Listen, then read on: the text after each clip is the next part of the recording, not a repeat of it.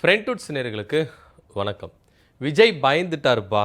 உண்மையிலேயே விஜய் பயந்து தான் இருக்கிறாரு. ஏன்னா சட்டமன்றம் கூட போகுது. நாளைக்கு சட்டமன்றம் இந்த பட்ஜெட்லாம் தாக்கல் பண்ண போகிறாங்களே, இதில் சட்டமன்றத்தில் எதிர்க்கட்சி தலைவர் உதயநிதி ஸ்டாலின் இருந்தால் நம்மளை கேள்விகளால் கேட்டு தொலைச்சிருவார்.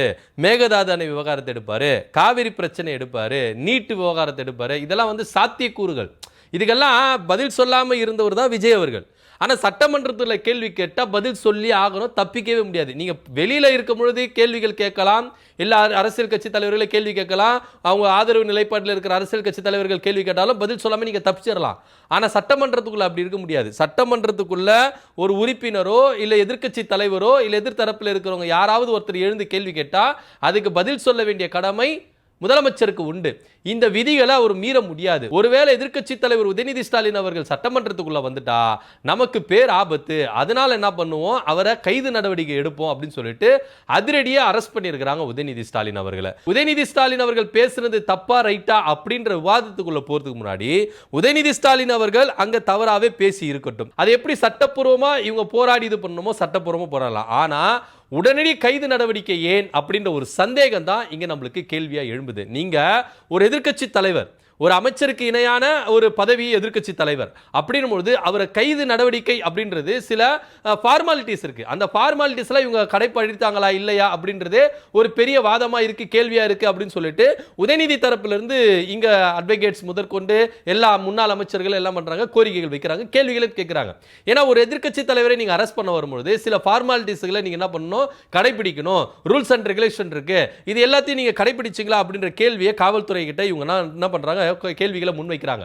இதெல்லாம் இப்படி இருக்கும் பொழுது ஏன் உதயநிதி ஸ்டாலின் அவர்கள் இப்போ இன்னைக்கே அதிரடியாக கைது செய்யப்படணும், ஏன் அவர் சிறைச்சாலையில் போடணும் அப்படின்னு இந்த அரசியல் துடிக்குது அப்படின்னா, நாளைக்கு சட்டமன்றத்துக்குள்ள உதயநிதி கேள்விகள் கேட்க கூடாது, நம்மளுக்கு எதிர்த்து பேசக்கூடாது, நம்மளை எதிர்த்து கேள்வி கேட்டா நம்ம பதில் சொல்லி ஆகணும், மக்கள் கிட்ட நம்ம மாட்டிப்போம், மக்கள் இதெல்லாம் பார்ப்பாங்க, நம்ம வேற லைவ் வேற கொடுக்குறோம், இப்போ லைவ் கட் பண்ணால கெட்ட பேர் நம்மளுக்கு வந்துடும், அதனால இந்த லைவ் ரொம்ப ஸ்மூத்தா போகணும், இங்க நான் மட்டும் தான் இருக்கணும் அப்படின்ற ரேஞ்சுக்கு இப்ப என்ன பண்ணிட்டாரு விஜய் அவர்கள், அதிரடியா உதயநிதி ஸ்டாலின் அவர்களை கைது செய்யுங்க, எதிர்க்கட்சி தலைவர் நாளைக்கு சட்டமன்றத்துக்குள்ள வரக்கூடாது, நாளைக்கு சட்டமன்ற வளாகத்துக்குள்ள இல்ல அந்த பக்கமே வரக்கூடாது, அதனால கைது செய்து அதிரடியா சிறைச்சாலையில எடுங்க, ரிமாண்ட் எடுங்க அப்படின்ற ரேஞ்சுக்கு காவல்துறையை ரொம்ப முடக்கி விட்டுட்டாங்க அப்படின்றத இங்க பார்க்கணும். ஏன்னா உதயநிதி ஸ்டாலின் அவர்கள் காலையில காலைக்கடன் முடிக்கிறதுக்கு முன்னாடியே காவல்துறை என்ன பண்ணுது, அவர் வீட்டுக்கு போய் நிக்குது, அரெஸ்ட் பண்ணணும் அப்படின்னு சொல்லிட்டு. அப்பவே மா சுப்பிரமணியன் அவர்கள் உதயநிதி ஸ்டாலினுடைய வைஃப் கீர்த்திகா அவர்கள் என்ன பண்றாங்க, போராட்டம் பண்றாங்க. இது மாதிரி காலை கடன் முடிக்காம எப்படி நீங்க கூட்டிட்டு போகலாம், எதுக்கு இவ்வளவு அவசரம் அப்படின்னு பல சர்ச்சைகள் எழும்புது. அதுக்குள்ள அட்வொகேட் டீம் வந்துட்டாங்க, எல்லாரும் வந்துட்டாங்க. ஆனா அவரு சட்டத்தை மதிக்கிறாருப்பா, எதிர்க்கட்சி தலைவர் சட்டத்தை மதிக்கிறாரு. இந்த போக்கு காமிக்கிறது, நான் வரமாட்டேன்னு சொல்றது, அது மாதிரிலாம் இல்ல, நான் வரேன், ஒன்னும் பிரச்சனை இல்லை, ஏன்னா தப்பு செய்யல, நான் பேசுனது இந்த மாதிரி திரித்து பேசியிருக்கிறாங்க அப்படின்னு சொல்லிட்டு தான் உதயநிதி ஸ்டாலினுடைய கருத்தா இருக்கு. நான் பேசுனதை கட் அண்ட் பேஸ்ட் பண்ணி என்ன பண்ணிருக்காங்க, இது வெளியிட்டு இருக்காங்க, நான் எல்லாத்திலையும் ப்ரூவ் பண்றதுக்கு தயார், சட்டப்பூர்வமா இதை எதிர்கொள்றதுக்கு தயார், நான் வரேன் அப்படின்னு சொல்லிட்டு உதயநிதி ஸ்டாலின் அவர்களே வாண்டடா போய் என்ன பண்ணிருக்காரு, ஜீப்ல ஏறி அவர் போயிருக்காரு. இதுல இன்னொரு விஷயத்தை பார்க்கணும், உதயநிதியை கைது நடவடிக்கை செய்யக்கூடாது அப்படின்னு காவல்துறை அறிவுறுத்தியும் காவல்துறை என்ன பண்ணிருக்கு, கைது செய்திருக்கு. ஏன்னா நீதிமன்றம் உத்தரவு கொடுத்துச்சுங்க, அறிவுறுத்துச்சு, அவரை என்ன பண்ணக்கூடாது, 12 மணி வரைக்கும் கைது செய்யக்கூடாது அப்படின்னு சொல்லிட்டாங்க. ஏன்னா இவருடைய வழக்கு, இந்த முன்ஜாமீன் வழக்கு அதிரடியா என்ன பண்ணுது, கோர்ட்டுக்கு விசாரணைக்கு வரதுனால அவர் கைது நடவடிக்கை எடுக்க கூடாது அப்படின்னு உயர்நீதிமன்றம் அறிவுறுத்திருக்கு. தமிழ்நாடு அரசு சார்பா வழக்கறிஞர்கிட்ட என்ன பண்ணிருக்காங்க, சொல்லியிருக்கிறாங்க. ஆனா அதெல்லாம் மீறி உயர்நீதிமன்ற அறிவுறுத்தலை மீறி இங்க கைது நடவடிக்கை பண்ணியிருக்கிறாங்க. அதுவே ஒரு பெரிய குற்றமா தான் இங்க பார்க்க வேண்டிய ஒரு விஷயமா இருக்கு. ஆக்சுவலா இங்க இன்னொரு விஷயத்தை நம்ம பார்க்கணும். இப்ப புசியானந்த் இருக்கிறார்ல, தாவேக்காவுடைய பொதுச் செயலாளர், அவர் என்ன பண்ணிருக்காரு, உடனே ஒரு அறிக்கையை விடுறாரு, எல்லா மாவட்டங்களையும் உதயநிதி ஸ்டாலினை கண்டித்து ஆர்ப்பாட்டம் நடத்துங்க, போராட்டம் நடத்துங்க, அப்படியே தாவேக்கா யாருன்னு தெரியும், நம்ம தலைவரை இழிவா பேசிட்டாங்கப்பா அப்படின்னு சொல்லிட்டு என்ன பண்றாங்க, இப்ப போராட்டத்தை அனௌன்ஸ்மென்ட் பண்ணியிருக்கிறாங்க தாவேக்காவினர். நமக்கு என்ன கேள்வினா, நீட்டுக்காக இந்த தாவேக அரசு எதனா போராட்டம் பண்ணிச்சா, காவேரி நதிக்காக இந்த தாவேக எதனா போராட்டம் பண்ணிச்சா, மேகதாது அணை விவகாரத்தை எதிர்த்து இந்த தாவேக போராட்டம் பண்ணிச்சா, விவசாயிகள் எவ்வளவு கஷ்டப்படுறாங்க பாடுபடுறாங்க இவங்களுக்கு ஆதரவா இந்த தாவேக போராட்டம் பண்ணிச்சா அப்படின்னா கிடையவே கிடையாது. உங்க தலைவரை இங்க அவர் என்ன பண்றாரு, இழிவா பேசிட்டாரு, கேவலமா பேசிட்டாரு, அவருடைய பேச்சு கண்ணியமற்ற பேச்சு அப்படின்னு கண்டித்து இப்ப நீங்க கோதாவில இறங்குறீங்களே, ஏன் காவிரி பிரச்சனைக்கு அப்போ நீங்க மக்களுக்கு நீங்க பாதுகாக்கல, மக்களுக்காக நீங்க இல்ல, உங்க தலைவரை இழிவா பேசிட்டாங்கன்னு சொன்ன உடனேயே நீங்க என்ன பண்றீங்க, இங்க போராட்டம் பண்ணுங்க அப்படின்னு சொல்றீங்க. அப்ப ஏன் காவிரி பிரச்சனைக்கு நீங்க போராட்டம் பண்ணல, ஏன் நீட்டுக்கு எதிராக போராட்டம் பண்ணல? அப்ப நீட்டு விலக்கு உங்களுடைய கொள்கை இல்லையா, தாவேக்காவுடைய கொள்கை இல்லையா, தமிழ்நாடு அரசு நிலைப்பாடு இல்லையா? அப்படி இருக்கும் பொழுது ஏன் பாஜகவை எதிர்த்து இந்த தாவேக்கா ஒரு போராட்டத்தை கூட இங்க நடத்தல தமிழ்நாட்டில்? இதுதான் தாவேக்கா நடத்துகிற ஃபர்ஸ்ட் போராட்டம் அப்படின்னு கூட சொல்லலாம். ஏன்னா உதயநிதி ஸ்டாலின் அவர்கள் த்ரிஷாவை இழிவா பேசிட்டாராம், த்ரிஷா என்ன பண்ண மன்னிப்பு கேட்கணும் அப்படின்னு சொல்லிட்டு பாஜக ஒரு பக்கம் வராங்க, இன்னொரு பக்கம் தாவேக்கா என்ன பண்ணுதுன்னா உதயநிதி ஸ்டாலின் அவர்கள் தப்பா பேசிட்டாரு, அதனால அவரை என்ன பண்ண கண்டித்து அந்தந்த மாவட்டங்கள் தலைநகரங்கள்ல ஆர்ப்பாட்டம் நடத்துங்க, போராட்டம் நடத்துங்கன்னு சொல்லிட்டு தன்னுடைய தாவேக்கா கட்சியினருக்கு அறிக்கை அனுப்புறாரு புசி ஆனந்த். எந்த அளவுக்கு இவங்களுடைய அரசியல் காழ்ப்புணர்ச்சி இருக்கு பாத்தீங்களா?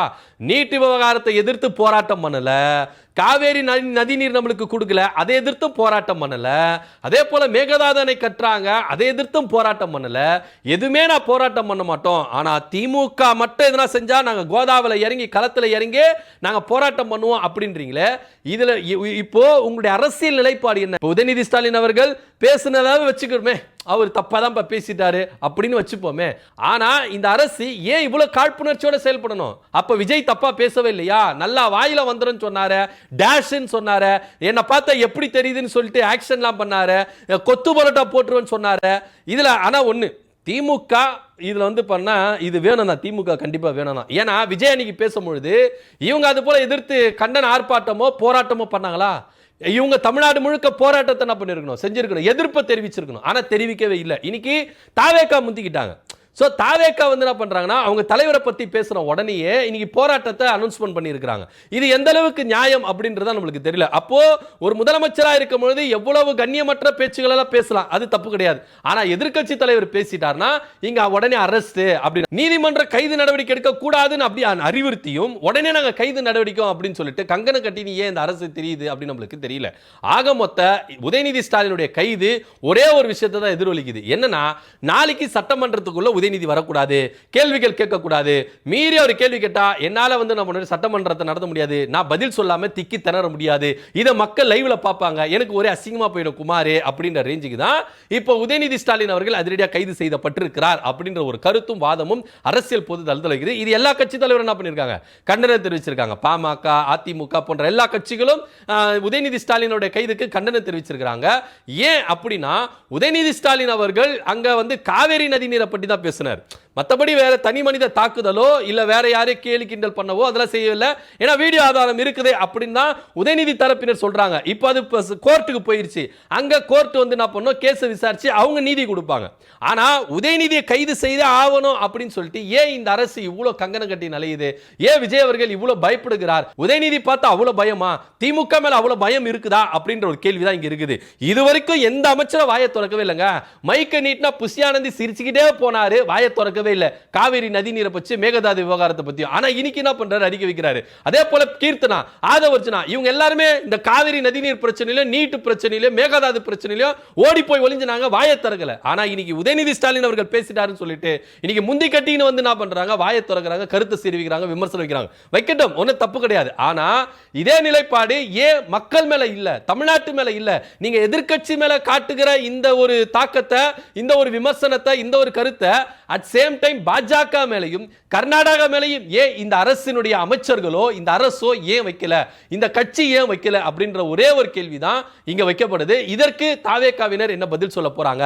இன்னைக்கு உதயநிதி ஸ்டாலின் அவர்களை கண்டித்து மாவட்டந்தோறும் என்ன பண்ணுங்க, நீங்க கண்டன ஆர்ப்பாட்டம் பண்ணுங்க, போராட்டம் பண்ணுங்கன்னு சொல்லிட்டு இந்த அரசு, இந்த தாவேகா கட்சி என்ன பண்ணுது, சர்க்குலர் அனுப்புது.